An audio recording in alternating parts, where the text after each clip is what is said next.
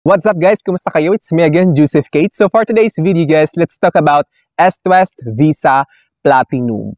Let's talk about its perks and benefits, at the same time yung annual fee kung magkano, tsaka yung fees and charges na rin. And of course, yung application requirements or yung eligibility requirements. Kasi syempre, it's a platinum card from Est-West.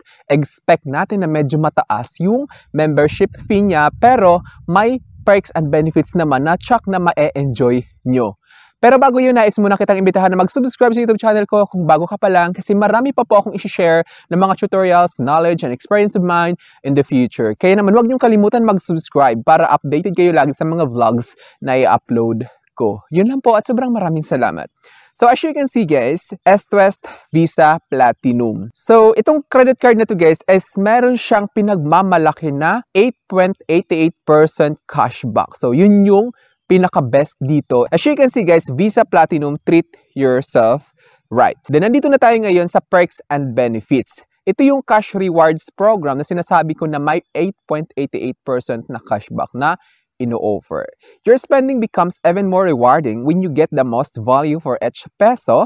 As such, whenever you use your Est-West Visa Platinum, you will receive cash rewards on your purchases anytime, anywhere. Get 8.88% cash rewards on straight charges at department stores, both in-store and online. Restaurants, fast food chain, and food delivery apps. Airlines, lodging or hotels, travel services, vehicle rental, fuel, and even utilities.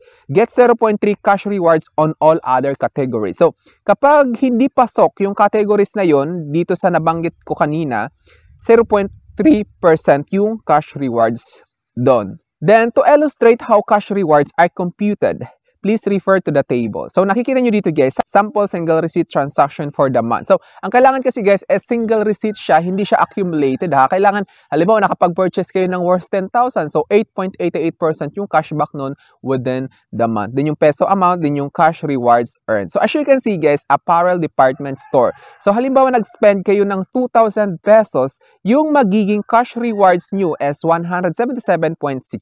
Malaking cashback din yun guys. Dinner for 2, restaurant. So, 2,500 na spend is may 2,222 siya na cashback. Water bill, utilities, 1,000 pesos, 88.80. Then sa gasoline station, of course, 1,000, then 88.80 din. Medicine drug stores is 3 pesos kasi guys, hindi siya pasok doon sa categories na nabanggit ko kanina, which is dito. Ayan, nakikita nyo. Pasok siya doon sa cash rewards on all other categories. Kaya 3 pesos lang sa medicine drug store. Then yung total is 26,000. Yung total amount spent nyo, then yung na-earn yung rewards is 1,237.80. At hindi lang yun guys, yung pinakamaganda din is yung may welcome cash reward siya. Get PHP 5,000 bonus cash credit upon reaching your first 10,000 retail spend within 2 months from the card activation date. This offer is exclusively to newly approved Est-West Visa Platinum credit card holders who applied via Est-West digital channels. Example is yung ESTA. So, ito guys, kailangan yung alam, kailangan yung malaman, itong 5,000 pesos naman is exclusive lang siya doon sa mga bagong approved na Est-West Visa Platinum. So halimbawa, may na-approve na kayong gold or other kind of credit card ni Est-West, so hindi na kayo qualified. Dapat yung nag-apply kayo, unang-una na-approve sa inyo is yung Est-West Visa Platinum. Then ngayon, dapo naman tayo sa fees and charges. Kasi syempre, it's a credit card. Of course, dapat alam nyo rin yung fees and charges kapag ginagamit nyo yung credit card ninyo. Est-West Visa Platinum fees and charges. Then, annual membership fee. Nandito na tayo. Principal card is 3,600 pesos. Yung maganda naman dito sa Visa Platinum credit card ni Est-West is automatically waived upon reaching PHP 1.5 million or 1,500,000 accumulated spend for the past 12 months from card anniversary date. So, ibig sabihin guys, free kasi yung first year annual fee niyan. So, halimbawa, nag-apply kayo ngayon, ma-receive nyo, so walang annual fee yan. On the next year, on the anniversary date of your credit card, yun na yung mag-charge ng 3,600. Ngayon, kung nakapag-spend kayo ng 1,500,000, mawi-waive yun guys. Then, yung supplementary card is 1,800.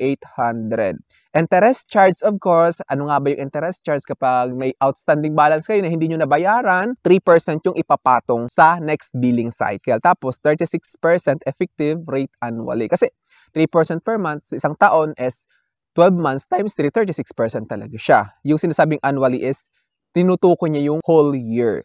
Cash advance service fee and interest charge. So itong cash advance naman guys is hindi ko siya ina-advise kasi mataas yung interest niya talaga. Nakikita nyo dito is 200 pesos siya per availment. So 3% naman yung ito-charge after nyo ma-withdraw yung kinash advance ninyo. Kaya kung hindi nyo mabayaran tapos may penalties pa yon, so malulubog kayo sa utang. Pero kung wala kayong choice, kailangan nyo talaga yung instant cash at wala na kayong makukunan, yun nga yung purpose ng credit card, diba? For emergency purposes. Tapos, dapat make sure lang guys na kapag ginamit nyo yung cash advance, bayaran nyo rin kapag nagkapera na kayo para hindi kayo magka-problema. Kasi doon tayo nagkaka-problema guys kasi kapag ginamit natin tapos sabihin natin dyan na muna. So, yung problema doon is lalala kapag hindi nyo na nabayaran, hindi nyo na nakayanan kasi tuloy-tuloy lang yung accrued interest niya. Yung late payment charge naman is 1,500 or the unpaid minimum payment due, whichever is lower. So, 1,500 or minimum payment due. So, halimbawa guys, minimum payment due nyo is nasa 800. So, yun yung i-late payment charge sa inyo. Tapos, lumagpas yung minimum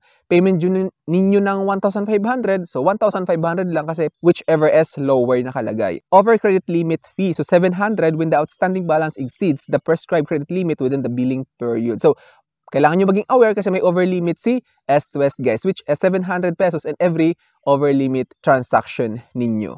Card replacement fee is 500 pesos. So, platinum kasi to pero sa ibang cards is 400 lang. Sa gold, din privilege, ganyan. 400 lang siya. Ito kasi Visa Platinum na siya, 500 pesos. Multiple payment fee. So, dapat aware kayo guys sa multiple payment fee, which is 50 pesos will be charged for each payment posted after the third payment transaction. So, hanggang 3 lang yung tinatanggap na free payment niya. Lumagpas, naging 4. So, 50 pesos yung i-charge sa inyo as multiple payment fee. Kaya naman, kung kaya nyo nang bayaran ng buo, huwag nyo nang unti-untiin. Bayaran nyo na, isahan nyo na lang. Itabi nyo muna yung ibabayad nyo. Then yung refund processing fee is 150 pesos for every processed refund of overpayment to a non-S2S deposit account. So kapag nag-overpaid kayo tapos gusto nyo ipa-refund, so 150 pesos yung processing fee. Installment processing fee is a fixed processing fee will be applied for every approved Instacash balance transfer, balance conversion, or convert to installment transaction. 500 pesos via electronic channels, S2S, mobile banking, or EasyWay, or sa ESTA. Tapos kung tawag nyo naman sa customer service, 1,000 pesos yun. Kaya much better na mag-EasyWay na lang kayo or ESTA. Then installment pre-termination fee, 5% of the remaining principal balance or 500 pesos, whichever is higher. So, 500 pesos is minimum siya. Ngayon, kung yung malaki-laki pa yung principal balance ninyo, yung 5% lumagpas ng 500, yun yung masusunod. So, hindi na siya 500. Halimbawa, lumagpas ng 600 yung 5%. So, 600 pesos yung matcha-charge at saka kung magkano yung natirang outstanding balance sa principal amount ninyo. Then now, let's talk about eligibility and requirements. So sa eligibility guys, applicant must be a Filipino citizen or local resident foreigner.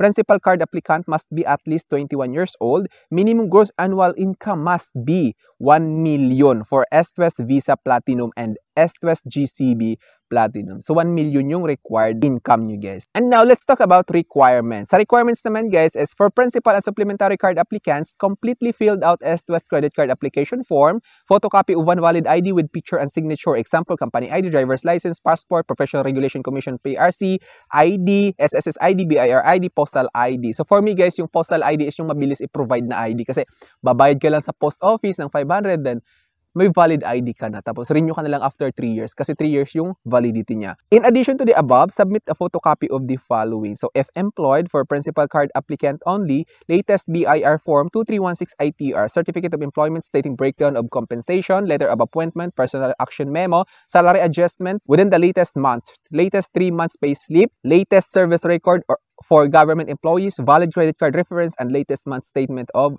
account. If self-employed naman, submit both.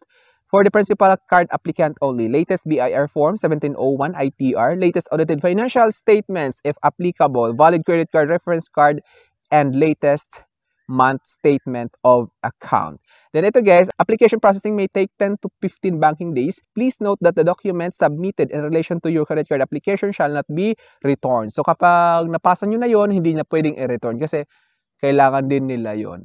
So I think that's all for now guys. Thank you so much for watching. So it's me again, Joseph Kate. Don't forget to subscribe for more videos. Bye-bye!